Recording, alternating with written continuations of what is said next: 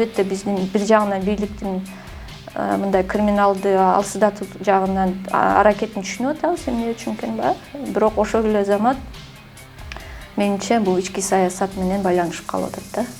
Буякы ошо гражданский сектор против правительственного сектора же жарандык коом ошо биз мамлекетти силер колдобойсуңар, силер тышкы агенттиксиңер деген логикага түшүп алдык да. Биз деле Африкадан, Кытайдан же батыштан келбей, биз деле кыргыз жарандарыбыз, кыргызстандыктарыбыз, ошондуктан ошол диалогко өкмөт барса болмок да.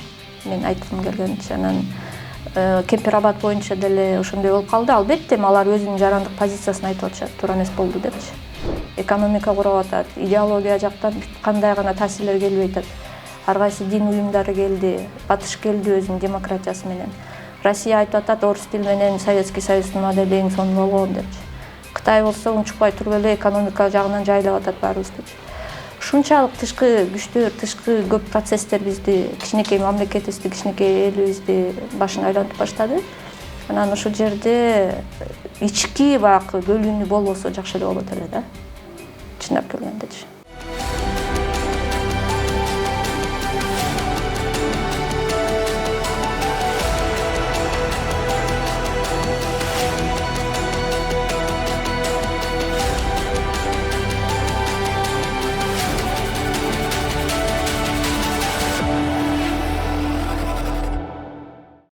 Саламатсыздарбы? Поликлиника медиасын тет-а-тет берүүсүн баштайбыз. Биздин студияда мейманда эл аралык мамилелер боюнча эксперт Чынара Эсенгул. Чынара айым, студияга келип маек берип жатканыңызга ыраазылык билдиребиз.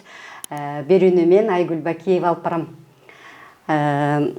Биринчи эле суроо, 2-3 күндөн кийин көз каранды сөз мамлекеттер шериктештигинин саммити Бишкектин төрагалыгы алдында болот экен. Ушул саммиттен кандай жыйынтыктар менен саммитке ошо жетекчилер келе жатат? Мурункусу, мисалы Астанада болуптур. Ошол 1 жылдан бери кандай жыйынтыктар болду деп эсептейсиз? Эми 1 жылдын ичинде көп нерсе болуп атат. Көп өзгөрүүлөр бат-баттан болуп атпайбы? Анан бул жерде менимче ошо СНГ деп коет, ошо көз карандысыз мамлекеттердин бир уюму, бул СССРден калган негизги баягы дагы мамлекеттер кирет аяка. Бирок өзүңүздөр билип атасыздар да, дүйнөлүк өзгөрүүдө азыр ошо чыныгы Советский Союздун азыр жок болушун көрүп атабыз деп айтышат да. Анткени баягы чек аралар такталып, Нагорный Карабахта болгон маселени көрүп атасыздар. Эң негизги согуш Украинада болуп атат. Ал деле ошо кай жерде Украина башталат, кай жерде орустардын кызыкчылыгы улантылат деген нерседе болуп атат да. Ошол үчүн менимче жыйынтыктарга келгенде эми өтө деле көп жыйынтык жок. Анткени СНГден көбүрөөк кеңенирээк масштабта болгон өзгөрүүлөр болгондуктан көбүнчөсү экономика, миграция, социально-гуманитарный жана маселелер деп коет го. Ошол жагынан эле мындай мүмкүн жылыштар болсо болгондур. Бирок чындап келгенде бул коопсуздук жагынан, саясат жагынан, чоң геосаясат жагынан СНГнин бир натыйжалары болду дегенде мен алысмын да, аякта бирдеме болду. Существенный бир нерсе болду депчи, олуттуу. Ошо эми бирок негизги маселе баягы дагы эле Орусия өзүнүн канчалык күчү бар экенин тактагысы келип атат. Азыркы өтө турган саммитте дагычы саясий күчүн айтып атам.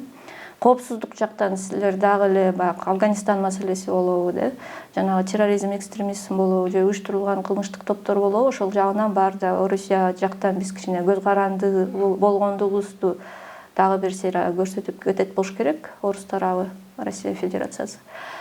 Анан биздин мамлекеттер ошо СНГ мурун көбүрөөк мамлекет кирчи, азыр азыраак болуп калды, аздан эметип.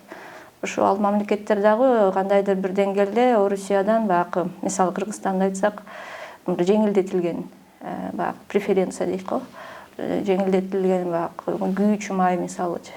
Дагы эле ошо продовольственный безопасность деп коебуз, ошо жагынан да бизде маселе туруп атат. Казакстанда өзүңүздөр көрүп атасыз, баалар унду өзгөргөн. Ушунун баары бул чоң баягы Орусиядан көз каранды болуп турганыбызды көрсөткөн үчүн ошол жагын биз көбүрөөк басым кылабыз го деген ойдомун. Социально-экономический маселелерге.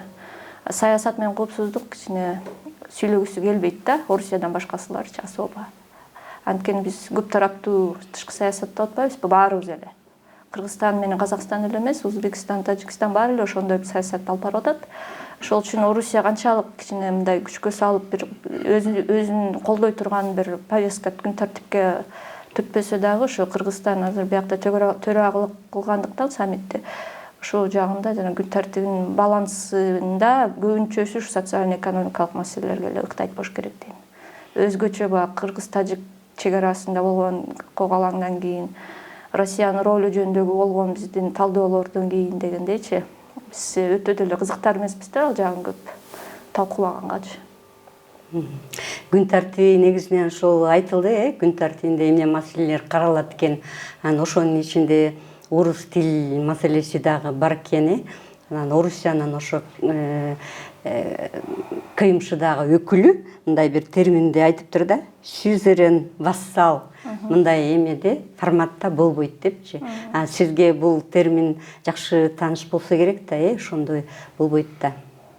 Эми биякта дегенчи бир нерсени түшүнүш керек да. Биз могу эксперт талдоочулар катары ачык эле айталык. Саясатчылар, политиктер, саясатчылар бир нерсени айтат, бирок чындыгында баягы жагымдуу керектүү нерсени айтат, бирок иш жүзүндө ал дал келбеши мүмкүн да. Эмнеге мен муну айтып атам? Анткени Россия мисалы дүйнөлүк масштабта айтып атпайбы? Биз деген Украинада территория үчүн согуш алып барган жокпуз деп атат. Алар биз ошо орустардын тарыхын, орустардын маданиятын, негизги орус тилин Украинадагы болгончу, ошо басмырлабай орус тилде сүйлөгөн жанакы Орусияга жакыныраак восточный часть Украины, ошол жагындакылардын укуктары кемсинтилбеген, ошону коргоп атабыз деп атышат. Башкача айтканда өзүнүн маданиятын, тилин коргоп атат орустар чаякта. Бир кайсы деңгээлде. Алдына Путин ачык эле айтып атат. Бирок ошол эле замат, например, бизге көз карандысыз мамлекет Кыргызстанга келгенде эмне үчүн биз кыргыз тилибизди өнүктүргөнгө аракетибизди кылып атканда, албетте биз орус тилде баланс менен алып кетишибиз керек, бирок реалдуулукту караш керек да. Биз көрүп атабыз, көбүнчөсү баарда чоң ири шаарда, мисалы Бишкекте деле көбүнчөсү орусча сүйлөшөт. Аймактан келип көчүү болуп атат да, өзүңүздөр билесиздер, көбүнчөсү эле баягы жумуш биякта болгондуктан кыргызча тилде чыккан баланын эмеси тили бурулуп орусча болуп кетип атат. Ошонун баарын эске алганда биз өзүбүз дагы өзүбүздүн маданиятты, тилибизди коргогонго укугубуз бар. Жана суверен вассал айтканда, суверен деген бул өзүнө өзү тең субъект болуп, өзүнүн маданиятын, өзүнүн табиятын коргоя тургандай бир күчү бар адамды же мамлекетти айтат делчи. Суверен деген сөз өзүнүн өзү ээ болгон нерсени айтат да. Анан бул жерде ошо вассал деген бул ага подчиняться эткен деген мааниде да. Анан биз бул жакта Россиядан мындай көз каранды болуп турсак деле, мисалы коопсуздук, экономика жактан, бирок өзүбүздүн ким экенибизди, баягы иденттүүлүк жактанчы кыргыз экенибизди, улуу мындай терең тарыхыбыз бар экенин, ошонун баарын кыргыз тилибиз аркылуу дүйнөгө тааныла турган болгондуктан, жаш мамлекет болуп эми кичине дүйнөдө өзүбүздү көрсөтүп баштагандыктан ошол стратегический чечим керек болчу. Ошол кирге дайыма бир нерсени айтышат, орус тарап мисалы, бирок ишке келгенде баягы мыйзам кабыл алып атканда өзүңүздөр билесиздер, кандай реакция болду да, ошол эле Тышкы иштер министрлигинен Россиянычы. Ошол менче мындай, кандай десем, баягы орус тил баягы буунун тили да, Бириккен Улуттар, бул дүйнөлүк деңгээлдеги тил, аны түшүнүп атабыз. Дүйнө таанууда кыргыздар үчүн, кыргыз эли үчүн дагы маанилүү орус тилчи. Анткени бүт эле мисалы ошол илим, билимдеринде көп нерсе орус тилинде да. Кыргыз тили ал деңгээлге жете элек да. Бирок ошол мындай деңгээлге акырындан көтөрүп, жогорулатып, мындай жагымдуу кылып, мотивация кылып кыргыз тилин окуганга шарттар түзүш керек болот. Ошонун бири бул мыйзам да. Менимче ошо бир нерсе айтылат, мындай жакшы үчүнчү. Силер вассал эмессиңер, биз суверен эмеспиз депчи. Бирок ошол эле замат дүйнөлүк масштабта биз соотечественники деп коюшат го. Орус тилдүү жана орус тек, мисалы кыргыз жарандары орус тектүү. Биздин жарандар бирок этносы орустарды, алар орусча сүйлөгөн аралдын позициясын биз коргойбуз деп эле ачык эле айтып атышат да. Тышкы саясатындачы. Анан ошол балансты табуу кыйын болот бизге. Анткени мисалы орус тилинин позициясын алар жанагы күйүүчү май. Бул мындай оңой эмес да, бул жана переговоры жүрүп атканда бир нерсени социально-гуманитарный маселе болуп турса да, бирок ал экономика саясат аркылуу бир кандайдыр басым көрсөтүлүп, мындай баргенинг деп коет, торговля, кадимкидей эле торговаться этишет. ошондой маселелер болуп атат да биякдачы. Аны эске алыш керек. Ушул күндөрү дагы Россиянын президенти Владимир Путиндин дагы сапары күтүлүп атат. Анан ошонун алдында эле парламенттин комитети чет элдик өкүл деп айткан жанагы коммерциялык эмес уюмдар тууралуу мыйзамды биринчи окууда кабыл алып койду да. Ушул сыяктуу маселелерде дагы ушул Россиянын таасири болуп атат деп ойлойсузбу? Абдан жакшы суроо. Ачык эле жооп берейин. Ооба, ойлойм. Анткени бул деген убактысы билесиздер да, июньдарда, июльда да бир жүрсө көтөрүлбөдү эле. Ошо законопроекттин долбоору июньда Минюсттун сайтына илинген болчу, мисалычы. Анан биздин депутаттар баягы эс алууга чыгып кетип, сентябрга калтырышкан эле. Анан сентябрь жумушка кирип антип атып, анан ошо июньский вариант менен эле биринчи окуудан өттү, сиз айткандайчы. Бирок ошол убактысы эмне үчүн азыркы ошол метод дегенде, ал дагы албетте чоң тышкы саясат, геосаясатка байланышы бар. Кандайдыр бир деңгээлге орус тарапка мындай сүйлөшүп атканда, жанагы переговор, торговля жүрүп атканда дегендечи, көрдүңүздөрбү, сиз дагы баягы силердин модельный законопроекттин варианты менен биз деле кетип атабыз. Ошол нукта жылып атабыз. Батыштык жанагы эл аралык уюмдар, анан биздин ошо бейөкмөт уюмдарды каржылап аткан негизги булактын бири да эл аралык уюмдар, көбүнчөсү батыш мамлекеттериники. Алардын таасирин чектегенге баратабыз деген баягы сөзүн бир күч берүүгө албетте даярдалган бул кадам да. Толук кандуу кабыл алынбаса дагы, бирок биринчи окуудан өтүп, ошо андан кийин баягы мүмкүн бир канча толуктоолор кириши мүмкүн, бирок незначительный, көп маанилүү эмес да. Азыркы варианты менен эле кетет. Ошондуктан менимче ошону мындай сөзүнө аралжы айтып кетүү, ошо идеологический жактан биз ушул силердин парадигмада кетип атабыз дегенге, бирок башка жактан, мисалы экономика жактан кичине аяктан суранычыбыз болгон жагына кичине уга тургандай кылганга жазалып атат да болчу. Күн тартибинде, ушул саммиттин күн тартибинде кылмыштуулук менен күрөшүү, кылмыштуу топтор менен күрөшүү да маселеси бар экен. Мына ушул иш-чаранын алдында эле Кыргызстанда ушул уюшкан кылмыштуулук менен күрөш катуу жүрдү. Анын лидери Көлбаев өлтүрүлдү. Анан ушул окуялар башка, мисалы Борбор Азияга кандай таасир бериши мүмкүн? Жакшы жагына таасир береби же кайра бул окуянын да башка жакта өңүттөн көйгөйлөрү чыгабы? Ушул жагы кандай болот? Албетте бул баягы криминалдык дүйнөдө, чөйрөдө мындай чоң фигура болгонун ачык эле биз айтышыбыз керек, Көлбаевдин. Анан албетте таасири болот.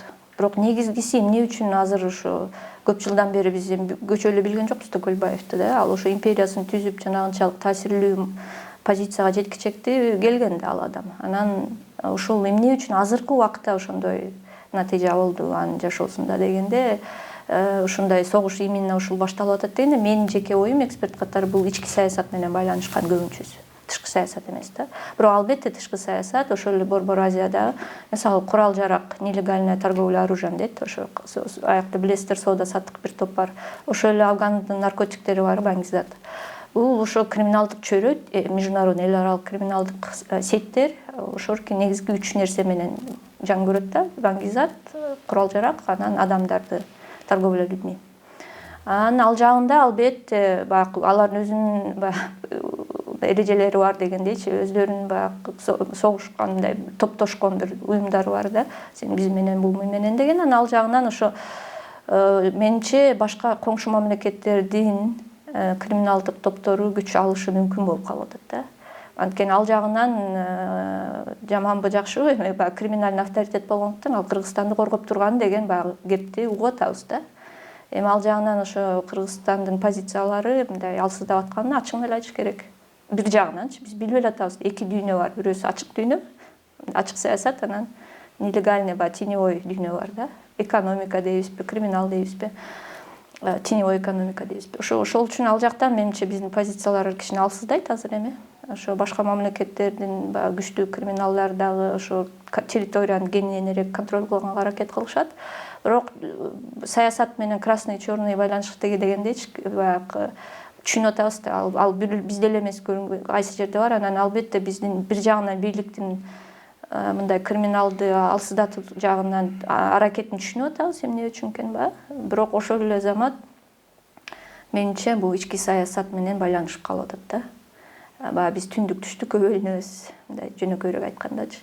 Анан бул ошо келе жаткан мүмкүн президенттик шайлоолор болобу, баягы жергиликтүү шайлоолор болобу, ошол жактан баягы бизде аң сезим, саясий маданият көбүнчөсү баягы дагы эле жарандык мамлекеттик деңгээлде болбойт атпайбы? Көбүнчөсү баягы этностук же аймактык же уруулук, түндүк түштүк ошол болгондуктан ушул жагынан дагы негизги себептер ушул болуп атат го дейм да. Бирок тышкы саясатта, тышкы жана криминалдык дүйнөдө бөлүшүүдө бул өзүнүн таасирин берет. Кыргызстан жөнүндө айтканда, мисалы айрымдар ушу Кыргызстан чакан мамлекет, салыштырмалуу башкаларга элинин саны дагы азыраак деп айтышат да. Ошол эле кезде мисалы аймактык бардыгын бир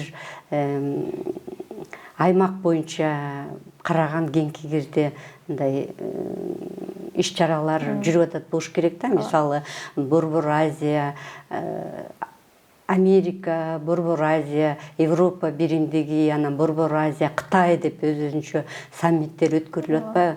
Ушулардын таасири ушул Борбор Азияга, Кыргызстанга мындай кийинки кызматташтыкка мындай жол ачып, ушунун кайсынысы биз үчүн мындай маанилүү болот?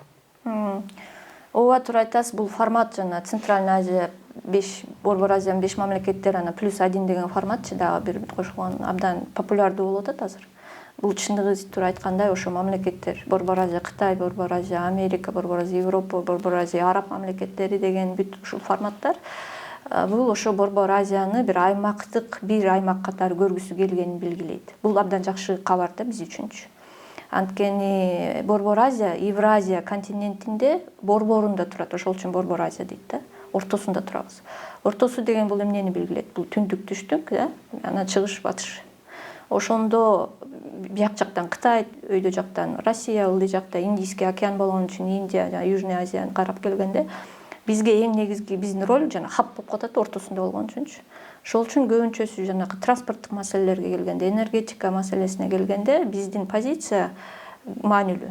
Бирок бирин деген эмес, анткени биз чын эле мисалы Кыргызстан же Тажикстан абдан чоң мааниге эмес да.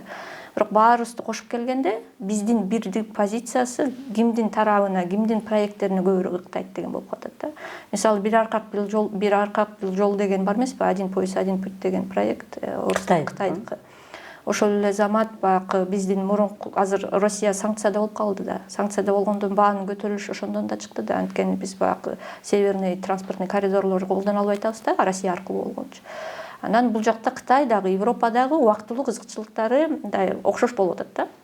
Борбор Азия аркылуу жана транспортный коридорлор проекттерин өнүктүрүп алуу же башкача айтканда Южный коридорлор азыр аябай өнүктүрүүгө баягы финансы жагынан кайсы тарап канчалык деңгээлде салым кошот деген сүйлөшүүлөр болуп атат да.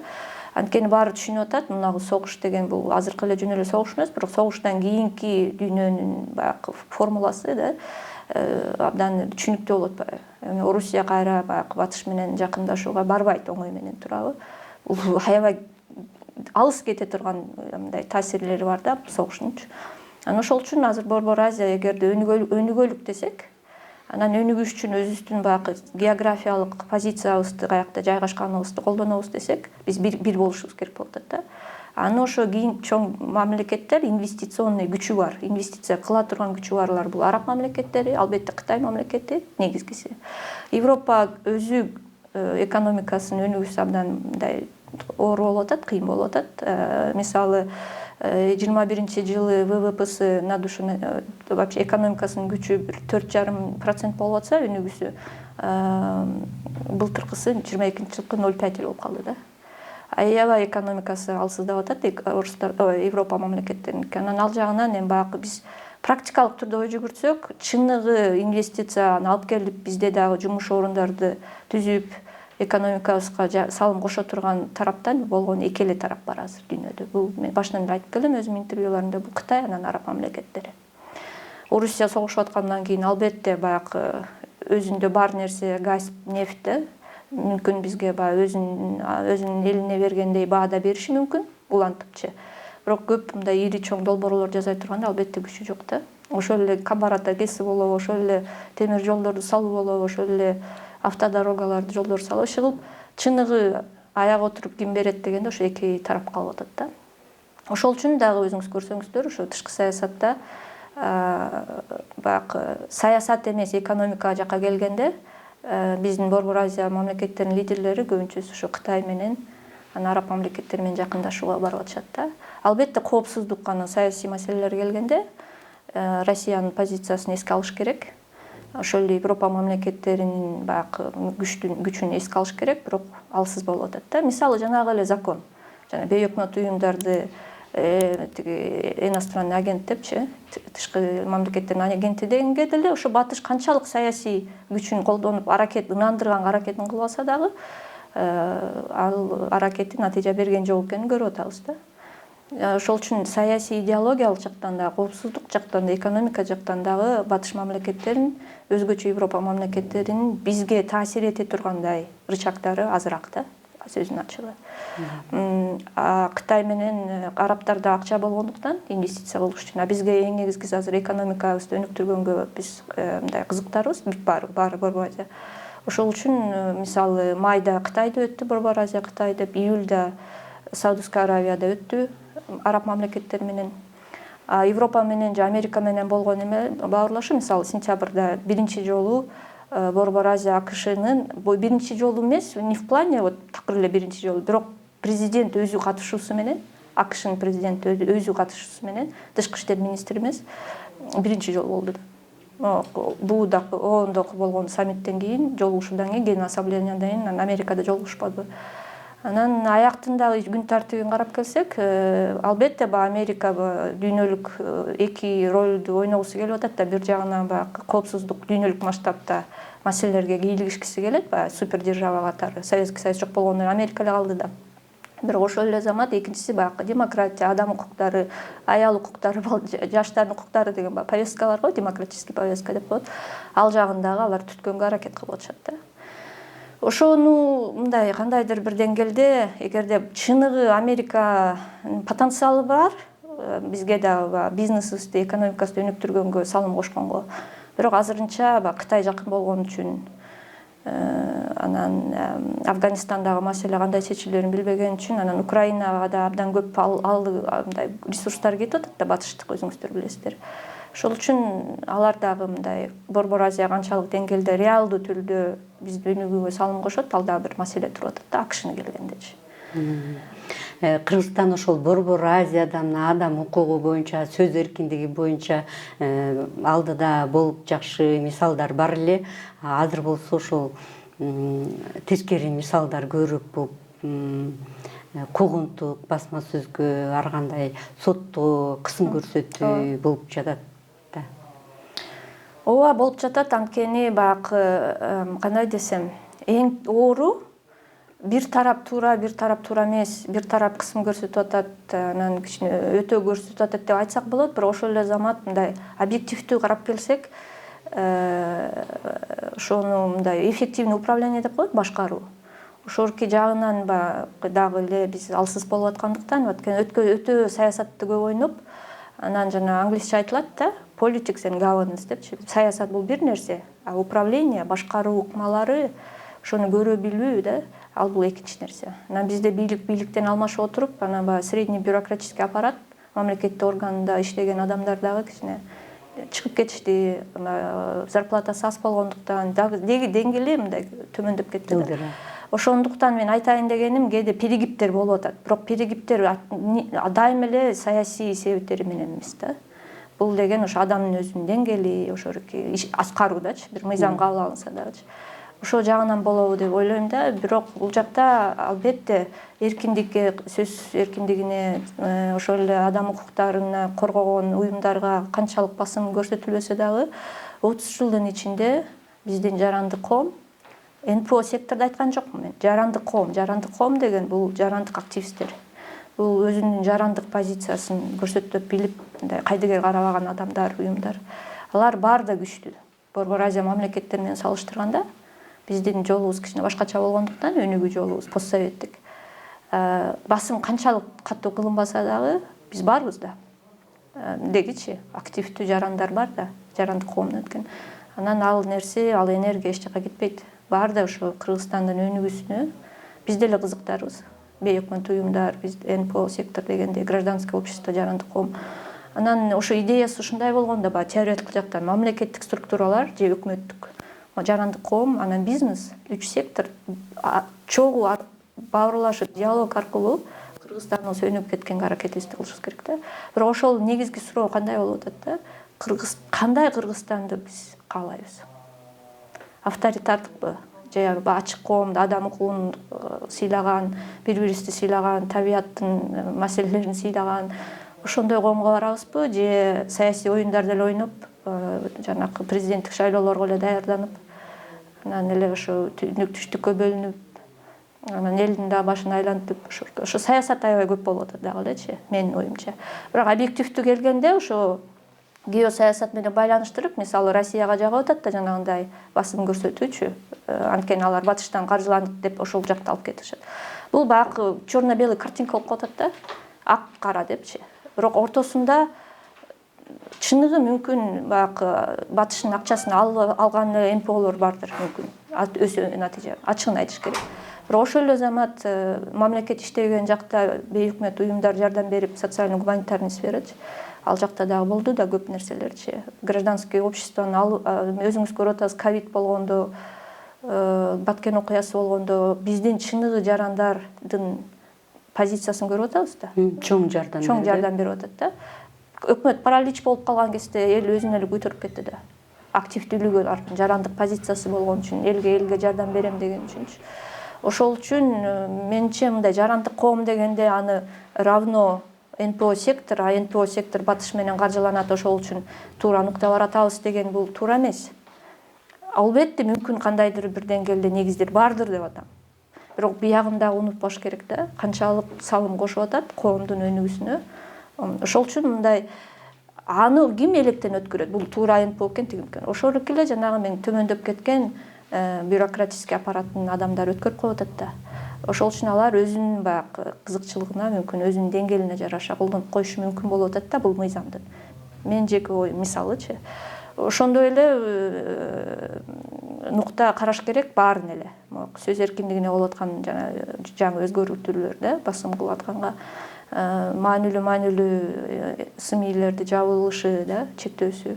Бул ошо мындай күчүн көрсөткүсү келип атат, бирок бул аяп отуруп жалпы мамлекеттик коомдун өнүгүүсүнө терс таасир алып келиши мүмкүн да. Кыргызстанда ошондой эле жана саясатчылардын камалышы, суд процесстери ушу Кыргызстандын беделин дагы эл аралык деңгээлде түшүрүп жатат да. Ой, айтпаңыз аны. Эми бирок кандай десек, боякы ошо гражданский сектор против правительственного сектора же жарандык коом ошо биз мамлекетти силер колдобойсуңар, силер тышкы агенттиксиңер деген логикага түшүп алдык да. Биз деле Африкадан, Кытайдан же батыштан келбей, биз деле кыргыз жарандарыбыз, кыргызстандыктарыбыз, ошондуктан ошол диалогго өкмөт барса болмок да. Мен айткым келгенчи, анан Кемпир-Абад боюнча деле ошондой болуп калды. Албетте алар өзүнүн жарандык позициясын айтып атышат, туура эмес болду депчи. Бирок ал дароо эле түрмөгө отургузуп, ошентип күчкө салмай деген аяп отуруп жаман болоорун түшүнүп атабыз да. Ошол үчүн менимче бияк жактан ката, стратегиялык ката бул ошо биздин бийликте отургандардан кетип атат, ачык эле айтыш керек. Бирок алар деле албетте чек ара маселесин чечкенге аракетин көргөнүн көрүп атабыз. Анткени канча жылдан бери чечпей келген уже чек ара Өзбекстан менен да, Тажикстан менен чечилиш керек, аны түшүнүп атабыз. Аяп отуруп бизге делимитация, демаркация керек. Бирок какой ценой да, кандай баа менен. Анан ошол үчүн мындай түшүндүрүп, ынандырып, өзүнүн позициясын кыйналып атканын аларын дагы билдирип, бизди душман көтөрүп карбай, эл катары баягы сөз эркиндиги аркылуу деле ошо туура маалыматты жеткирип, эл менен баарлашкандын ордуна коркутууга өткөн модель туура эмес деп атам да менчи. мүмкүн Кемпир Абадтагы позиция болгондур да, ушуга жетишмектирбиз. Алар деле мүмкүн албетте биздин мамлекеттин кызыкчылыгын коргогондур, ошо переговорду жүргүзүп аткандарчы. Бирок аны айтпай, билгизбей эле жөн эле күчкө салып койгону туура эмес болуп атат да. Мен так айта албайм албетте кандай болгонун, бирок реакциясы деп атам бийликтенчи. Элди коркутуп же жарандык коомду басмырлоо бул аяк өтүп жакшылыкка алып барбайт. Анткени жөнөкөй коом менен, мен дайыма ушуну сурайм да, коом общество, анан жарандык коом эмне айырмасы бар? Коом бул жөн эле элдер да, өзүнүн күнүмдүгү менен жашаган. Жарандык коом бул ошо жалпы баалуулуктар, жалпы бир керектүү нерселерге аракетин жашоосун, аракетин жумшаган адамдар да. Кайсынысы болбосун, табияттын тазалыгыбы, ошол эле адам укуктарыбы, ошол эле балдар, жанагы инвалидтердин укуктарыбы, жалпысы бул бейөкмөт уюмдардын негизги миссиясы ошо бул акча үчүн эмес, идея үчүн иштеген адамдар да. Албетте донорлор көбүрөөк каржыласа батыштан жанагындай баягы сомнениялар болот. Эмне үчүн булар өлүп талды иштеп атышат? Албетте акча алган үчүн деп атышат да баягы. Бирок айтып атпайм, бир жагын эле көрүп албай, баарын комплекстүү көрүп, анан бир площадка керек болуп атат да сүйлөшкөнгөчү. Анткени баарыбыз эле Кыргызстан үчүн аракетибизди кылып атабыз. Ошол үчүн бир жагы туура эмес деп айта албайм, чынын айтайын. Мисалы ошол эле жарандык активисттер дайыма эле туурасын айтат деп да айта албайм. Кээде алар дагы көбүрөөк терс кыйкырып коюшат, анан раздражать этишет да, ошол өкмөттө отурган адамдарды. Эми баягы деңгээлден болуп атат да. Баары эле баланстуу бир мындай целостный бир позицияда болуп, анткени чындап айтканда биз жалпысы постсоветтик аймак, анын ичинде кыргызстандыктар дагы биз баягы чын травма алдык да, совет биримдиги жоголуп кеткенден кийин. Өнүгүүгө эч кандай негиздер жок да. Экономика курап атат, идеология жактан кандай гана таасирлер келбей атат. Ар кайсы дин уюмдары келди, батыш келди өзүнүн демократиясы менен. Россия айтып атат, орус тил менен Советский Союздун модели эң сонун болгон депчи. Кытай болсо унчукпай туруп эле экономика жагынан жайлап атат баарыбыздычы. Ушунчалык тышкы күчтөр, тышкы көп процесстер бизди, кичинекей мамлекетибизди, кичинекей элибизди башын айлантып баштады. Анан ошол жерде ички баягы бөлүнүү болбосо жакшы эле болот эле да. Чындап келгендечи.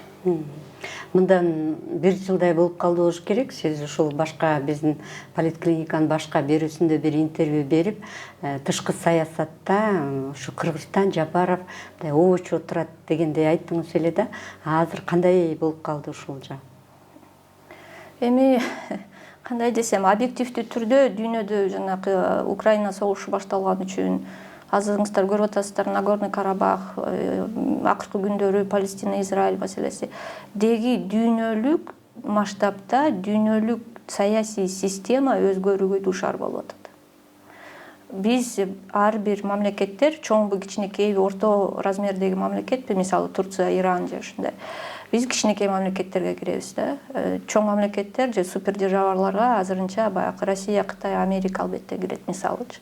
Кайсы деңгээлде болбосун, биз ошолорке баягы кандайдыр жана кансыз согуш деп коет го, лагерный блоковый мышление, блокторго бөлүнүп, сен ким мененсиң, сен кимге каршысың, сен мындайсың, тигиндейсиң деген баягы мындай процесс жүрүп атат азырчы. Анан ошолкинде азыр көрүп атасыздар, эмне үчүн жана Олаф Шольц мисалы Германиянын канцлери жакында эле бизге келип кетти. Же эмне үчүн Борбор Азия мамлекеттери жакында эле Германияга лидерлер барып келишти да. Анткени Европа өзүнүн биз менен болгула деп ынандыргысы келип атат. Эмне үчүн ол саммиттер өтүп атат? Кытай биз менен болгула дейт, АКШ бизге жакындагыла дейт. Мына СНГнын саммитине келип, орус лидери бул жума күнү бизде биякта болот, ал да өзүнүкүн айтат. Анан ошо ортого анан кичик мамлекеттерге биз өзгөчө Борбор Азия географиялык биз ортодо болгондуктан биз бир тараптык ала албайбыз. Биз деген Кытай менен же орус менен же Европа менен болобуз деп айта албайбыз. Ошол үчүн тышкы саясатта биз көп тараптуу эмен жүргүзүп атабыз.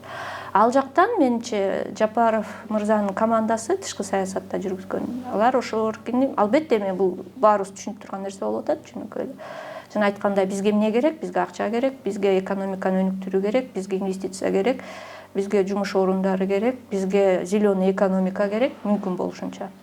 Анан ошол үчүн АКШ менен болгон саммитте биздин президент айтып атат, мисалы зеленая экономика в обмен на внешний долг депчи. Биздин тышкы карызыбызды төлөгөндүн ордуна биз экономикабызды жашылдантабыз же экологический кылабыз деген. Өзүнө милдеттеме алып ошентип.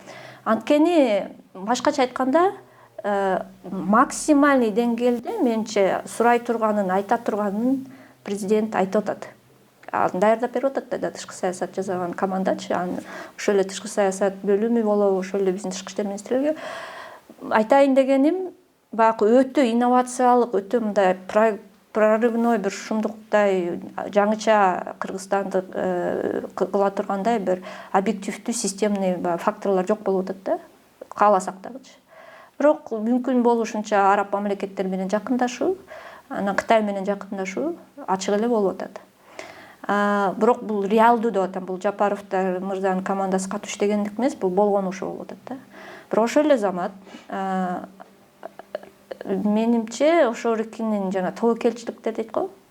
Мисалы араб мамлекеттер менен тобокелчилиги жакындагандын, Кытай менен жакындан тобокелчиликтеринен мүмкүн мен жеке оюмда тышкы саясатка көз салып келген эксперт катары ошого талдоо, ошонун мааниси мындай толук кандуу жазалбай атат окшойт да.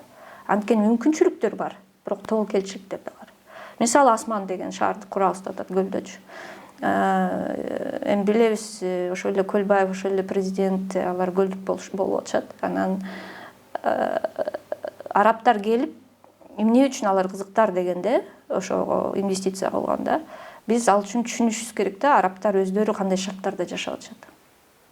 Анан албетте бир жагынан сүйүнөсүң, ооба, жакшы шаар, мындай современный дейт го, жакшынакай болуп турган. Заманбап көрүнүп курулуп калса эң сонун эле болот эле. Бир жагынан жумуштар болот, көлдүктөр жөн эле сезон аркылуу эмес, мындай туруктуу бир акча тапканга мүмкүнчүлүктөр болот. Ал жагы жакшы. Бирок ошол эле замат ушундай сонун жерибиз көлдө көбүнчөсү арабтар келип өздөрү даякта опустойнивание ойнойт, аякта уже суу да жок, эчтеке жок, ушундай ысык мамеде. Климатический өзгөрүп бүт жерде ысык болуп атат азырчы, өзгөрүп атат температура. Албетте, ал эмес Бишкекте биз жана кышында азыр билесиздер аба кандай болуп кетерин, ушунун баарын эске алганда алар дагы жакшынакай жерде жашагысы келип атат арабтар. Анан башкача айтканда алар мындайча мындай өтө катуураак айтып койсо, өзүнө эле жакшы шарттар даярдап атышат. Ошо Асман шаарында. Тобокелчиликтер дегенде ошонун баарын тизмелеп эсептеш керек да. Ошол үчүн ошол жагын да караш керек деп атам да. Ал деген ушу сүйлөшүүлөрдү, анын баары сөзүнүн аягы келип, баягы инвестиционный соглашение деп коет. Келишимге кайсы нерселер кирди, кайсы келген жок. Эмне үчүн арабтар акча берсе эле алардын бүт айтканын кылбашыбыз керек да биз. Ошол проблема болуп атат да менимчечи. Аяк отуруп ал эмнеге келет? Ал аяк эле отуруп жанакы ошол чечимди кабыл алып атканда ошол документтерди даярдап аткан адамдардын деңгээли, сапаты, билими, тажрыйбасына келет. Мурда айтып келгендей, жана көп векторлук саясат деген ушул азыркы учурга туш келип аткан чуру болуп атат да. Болуп атат. Ошондо да эсиңизде болсо, мен дайыма айтпадым беле, көп векторлук деген, көп деген бул количественный показатель туура, көп. Батыш, чыгыш, түндүк, түштүк жагына карай биз балансты карабайбыз депчи. Или равноудаленный, равная дистанция деп коет да. Бир жагынан орустар менен жакындашсак, аяк жагынан мисалы орус тилден алыстайбыз да.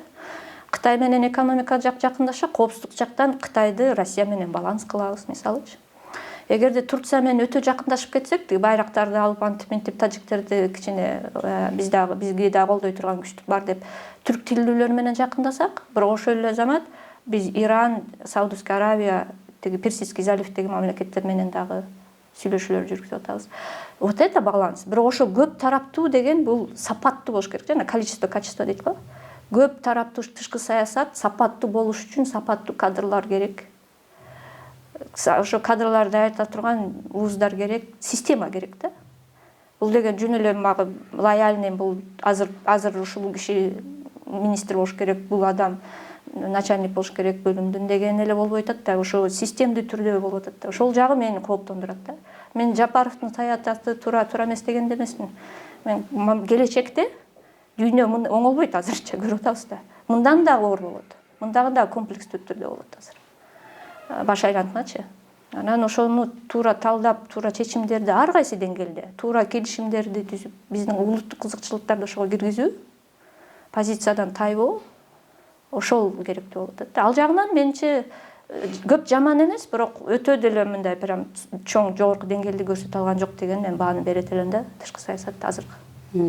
Азыр ошо жана сиз айтып кеткендей эле дүйнөдө мындай кооптонуу көп да, Жакында бир эмен окусам, ушу Жириновский 3 жыл мурун эле айтып кеткен Украина менен Россиянын маселеси биякта эле калат, анан Израиль, Палестина ошо чыр-чатакка калат деп ошондо 3 жыл мурун айткан. Мына ошол келатат, анан 3-чү согуш башталып кетиши мүмкүн деп эле эме кылып атат. Негизи ошо кооптонуу чоң да, Абдан чоң. Анткени баягы бул мурун биздин жер болгон деген баягы ошого күрөшүп келген жана национальный освободительный движение дейт орусча. Элдин өзүнүн эл үчүн жана мамлекет үчүн, мисалы Курдистан маселеси. Канча курдтар бар, мамлекети жок да, мисалычы. Ошол эле Нагорный Карабах эмне үчүн азыр ушундай болгондой болуп чечилди. Нагорный Карабах автономный округ, область катары жок болуп кетти жакында. Эмне үчүн жоюлду? Эмне үчүн дегенде ошол эки бул оккупация болгон, бул биздин территория деген Азербайжан бар да. Бирок Азербайжан жөн эле бул биздики, давай кеткиле, оккупация кылбагыла деген сөздөн тышкары даярдык көргөн да. Даярдык көрүп келип, анан чоң геосаясий деңгээлде баягы мүмкүнчүлүк дейт го, момент менен колдонуп кеткенге булар даяр болушкан да. Ошондой эле Хамас жасап атат азыр менимчечи. Алар башынан бери эле эңсеп келген да. Сектор Газадан тышкары жанагы Израиль меники деп алган арабтардын мурунку жерлерин кайра кайтарабыз депчи арабтарга. Ошентип согуш болуп келип, замороженный вариантта турган, мындай токтоп турган эменин баары азыр эмнеге ачыкка чыгып атат? Анткени алар терең мындай ой жүгүртүп, даярдыкты көрүп келген структуралар бар. Мамлекет болобу, Азербайжан болобу, террористтик топтор болобу, Хамаска курганчы. Бирок алардын өзүнүн бир ишенген эмелери бар да, анан даярдык көрүп келген. Анан азыр чоң геосаясий деңгээлде баягы биполярдуу система жок да. СССР, Советский Союз менен США жок. Россия менен батыш согушуп атышат Украинада. Анан эч ким аякта алар ошол менен алек болуп атканда, ай кой дей турган баягы старший брат жок болуп атат да, чын атасызда. Ошол үчүн азыр ар бири ошол моментти колдонуп кеткиси келип атат. Өзүнүн кызыкчылыгыначы. Баягы көп жылдан бери эңсеп келген нерсесине жетип алыш үчүн. Мисалы Азербайжан жетти ага. Хамастын азыр аракетин көрүп атабыз, мисалычы. Ошондой нерселер болуп кетиши мүмкүн болуп атат да. Анан Афганистанда талиптердин бийликке келип, аякта да тышкы күчтөр өзүнүн кызыкчылыктарын ойноп атканын биз билебиз. Бизге, менин жеке оюм, коопсуздук жака келгенде, Борбор Азиянын точка входасы биздин коопсуздук маселелерге бул бар деле Афганистанда. Кандай карабайлыкчы? Албетте кыргыз-тажик маселеси бар, бирок чечкенге аракет кылып атабыз. Потому что жалпы рамка биздин келечек бир Борбор Азия бирикпесе бизде келечек жок экенин азыркы лидер деле, эксперттер эл деле баары эле түшүнүп атышат анычы. Ошол үчүн негизги маселе бул ички маселелер эмес албетте, бирок негизги маселе Борбор Азия жанагы саммиттер өтүп атпайбы? Өзүңүз да билесиз, 5 лидерлердин неформалдуу, бейформалдуу саммиттери ошол жакта ушул талкууланып атат да. Ошо эгерде дагы бир точка фронт ачыла турган болсо, анын ичи Борбор Азия боло турган болсо, тилекке каршы ушу чоң дүйнөлүк өзгөрүүлөрдө себеби болупчу, бул Афганистан маселеси болуп калат. Кандай карабайлык? Ошол үчүн биздин тышкы саясатта биз канчалык баягы кыйналбасак да, акыркы эки конфликттен кийинчи тажиктерге мындай ачыла албай кыйналып турсак да, бирок келечекти ойлогондо биз баарда Борбор Азия бир болушубуз керек. Биз баарда Борбор Азия Россия менен болушубуз керек болду. Мен ачык эле айтайын. Мен пророссийский дегенди айткым келген жок, аны билесиздер. Да, регион менен алганда. Регион менен алганда. Анткени бизде мына жөнөкөй айтканда курал жарак каяктан келет? Биздин куралдуу күчтөр билимди каяктан алышат? Биздин Кыргызстан, Тажикстан чек арасындагы болгон тажиктерге берилген курал каяктан келди? Кыргыздар каяктан алды? Ошол эле эң негизги жана айткан тажик-афган чек арасында ким коргоп турат? Ошонун баарын алганда, анан эң маселеси азыр болбосо дагы мүмкүн 50-30-100 жылдан кийинки Кытайдын пландары да биздин болгон. Ошонун баарын эске алганда менимче бизге Россия керек коопсуздук жагынан. Биз Россиядан азыр мындай далыбызды салып башка жака бурулуп кеткенге такыр алыбыз жок. Аны ачык айтыш керек. Бул Россияны жакшы көргөндүктөн эмес, бул ошо реалдуулук да. Ошону эске алганда эң негизгиси ближайший бир жакынкы 5-6 жылга биз ушу Афганистанда боло турган коркунучту карап калыш керек. биздин ГКНБнин данныйына таянсак, мисалычы, жанакы түндүк Афганистан деп коет, Северный Афганистан. Түндүк Афганистандагы мурунку ИГИЛ деп жанакы боевиктер, өзүңүздөр билесиздер, Борбор Азиядан 3000ден ашык жарандар ошол жака тартылып кеткен. Ошондой образ террорист болуп алышты да. Бирок биздин эле Борбор Азиялыктар да. Ошолор ошо түндүк Афганистанда топтошуп турат. Анан Тажикистанга, Өзбекстанга, Туркменистанга, анткени алардын чек арасы бар да Афганистан менен. Күнүмдө инциденттер болот. Күнүгө кол салып турушат. Буну мүмкүн биз күнүндө сүйлөшпөйбүз анычы. Биздин ошо коопсуздук жанагы улуттук коопсуздук комитеттери ар бир уюм Борбор Азия мамлекет маалымат алып турушат, эметип турушат, берип атышат. Мүмкүн биз элге чыкпайт деп атам да. Бирок чыныгы коркунуч ошол жакта туруп атат да. Мындайча айткандачы. Ошол үчүн биз тажиктер канча жаман көрбөсөк да, биз тажиктер менен, узбектер менен, туркмендер баарыбыз башыбыз кошулуп, ошол жакты кармап калышыбыз керек азырчы. Ошол маанилүү. Азырынча Украина менен алек болуп атат, чоң күчтөрчү. Бирок кийин ошол эле Кытайды алсыздатыш үчүн биз аркылуучу Борбор Азияда башалама болсо Кытайга да кыйын да өткөзүлөт, Синьцзянь уйгурлар жагыначы маселесине. Туурабы? Ошол менче мындай баарын эске алып туруп, азырынча практикалык түрдө акырын кадамдарды акырындан жасаш керек да. Ушу тышкы саясатка келгенде Кыргызстан ошондой жана көп векторлук саясатты жүргүзүп, өзүнүн таламын талашып, мындай Кыргызстан өзү үчүн эме тура алабы, күрөшө алабы? Тышкы саясат бир теория бар да, жөнөкөй мен сабакта берем да университеттерде. Тышкы саясат бул ички саясаттын уландысы деп коет. Бул формула да. Тышкы саясат ички саясаттын уландысы. Эгерде биз могорку ички саясатта болгон саясатташтыруу, шайлоолорду элдин башына айлантып, сен деген бияктыкысың, биякты түндүк түштүксүң, сен Ташиев менен же Жапаров менен деп мисалы эки дос бөлүнүп кетсе, сөздүн ачыгын айтып атам.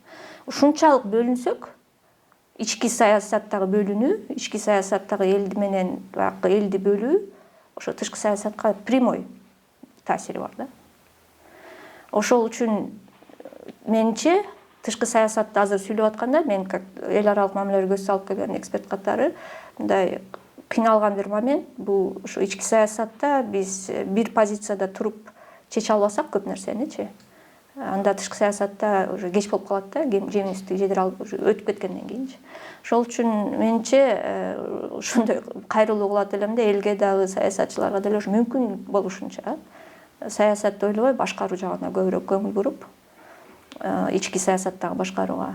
Анан жана инвестицияларды алып келгенде аракетин кылып атат деп атат, бирок ал объективдүү түрдө жана тобокелчиликтерге көңүл буруп кичине. Анткени инвестиция деген менен бирок анын дагы баягы ар кайсы жагы бар да, тараптары ушу. Ошого көңүл бурсак эле ички саясатты саясатташтырбай, политизация кылбай, дин чөйрөсү менен дагы саясатка ойнобой көп. Анткени динде жүргөн адамдардын саны көбөйүп кетти да, аны ачык эле билебиз. Жалпы светтик билим деңгээли төмөндөп кетти. Элдин аң сезимин биз түшүнүп атабыз кандай, эмненин негизинде чечим кабыл алышат элдер. Анан эгерде ошол экинде элдин жанакындай деңгээли менен фактору менен саясатчылар ойносо, анда келечегибиз аябай эле мындай кыйын болуп калып атат да. Анын ичинде геосаясатта моундай нерселер болуп атат. Анан слабый точка дейт да, слабый звено аркылуу кирет да. Эмне үчүн башынан эле айтам, эмне үчүн 2010-жылы бизде болду? Эмне үчүн 99-жылы Баткен окуялары болду? Анткени башка региондордо жаманбы жакшы, канчалык жамандабасак да авторитардык лидерлер отурду да. Туурабы? Каримов отурду, Назарбаев отурду. А бизде бийликтен бийлик алмашып атып, эң слабая точка Борбор Азия — Кыргызстан болуп келди. Тажикстанда баягы ички жарандык согуш болгондон кийин тажиктер согуштан аябай коркуп калып, анан Рахмонго кандай болосо дагы Рахмон сен жакшысың деп мейли отура берсин бийликте деген маданият менен жашап атышат тажиктерчи. Анан ушунун баарын карап келсеңиз, биз эле болуп калып атабыз да. Туурабы? Ошон үчүн ушу Кыргызстанда болуп аткан позиция, Кыргызстанда болуп аткан саясат, анан саясат менен бийлик менен элдин мамилеси дүйнөлүк деңгээлде көз салып келишип, керектүү болгондо өзүнүн кызыкчылыгын ойнотуп кетет. Аны Батыш деле ойнотот, аны Россия деле ойнотот, Кытай деле керек болсо ойнотуп баштайт. Анткени Кытай менен Борбор Азия саммити биринчи жолу өтпөдү майда. Ошол жерде биз эксперттер катары бир нерсеге көңүл бурдук да. Кытай дайыма экономика жагынан эле сүйлөчү да мурунчу. Анан биринчи жолу Россия жок да аякта, Борбор Азия менен эле мурун ШОС да, Шанхайда аякта Россия бар мисалы, билесиз да. Биринчи жолу Кытай коопсуздук маселесин ачык сүйлөшүп көтөрө баштады. Бул мындай жөнөкөй суроо болот да, мисалы сизге делечи, Жаран катарычы. Бул жакшы кабарбы же жаман кабарбы биз үчүн? Кытай коопсуздук маселесинде ролду ойнойм, менин дагы позициямды силер эске алып, менин жардамымды эске алышыңар керек деп атат да. Бирок эмне үчүн Кытай аны кылып атат? Кытай жана экономикалык активдерин, инвестицияларын, мисалы Түркмөнстан менен 3 трубопроводу бар, газды алып келген. Түркмендер газдын экспортун Кытайга жасап, ошентип жашап келип атат. Миллиарддеген долларды алышат ошондон. Азыр 4-чү трубопровод салууну баштап атышат да. Кытайга Түркмөнстан Афганистан менен чектеш мамлекет. Ошол эле газды жанагы жерден алып чыгып эметкеси бир канча аймактары, областтары Афганистан менен чектешкен чегара жакта турат да. Анан Кытай кызыктар эмес да, ошол нефти төлөп аткандан кийин газды ала албай калгандан кийин. Ошол үчүн Кытайлар акырындан ал маселени көтөрүп, Кытайда курал жарак берем, Кытайда мен билим берем, Кытайдын технологияларын беребиз, аны муну цифровизацияда тиги бу деп контроль кылганга акырындан ал жагына да өттү Кытай азыр. Расмий аны ачыкка чыкты. Акыркы саммитте. Биз аны кандай кабыл алып, кантип иштейбиз ал фактор мененчи. Эгерде кийин коопсуздук жагынан дагы Россияда алыстап Кытай менен жакындасак, биздин кызыкчылыктарга ал туурабы деп менин жеке оюм, бул туура эмес. Менин жеке оюм. Бул Орусияны жакшы көргөндүктөн эмес. Бирок мен Кытайдын пландары кандай болоорун биз билбейбиз да. Жаманбы жакшы орустарды биз билип калдык. Канчалык деңгээлде эмне кыла аларынчы. Ошол үчүн эми ар бир эксперттин ар бир ою ар кандай болот. Бул менин жеке оюм. Ошону эске алуу менен ошондой тышкы саясат жүрүш керек дегенди эле айткым келип атат. Анан ички саясатта оюндар азыраак болсо, ошондой саясатты жүргүзө алабыз деген ойдо. Сизге рахмат. Ушуну менен Политклиника медиасын тет-а-тет берүүсүн аяктайбыз. Берүүнү мен Айгүл Бакиева алып бардым. Саламатта калыңыздар.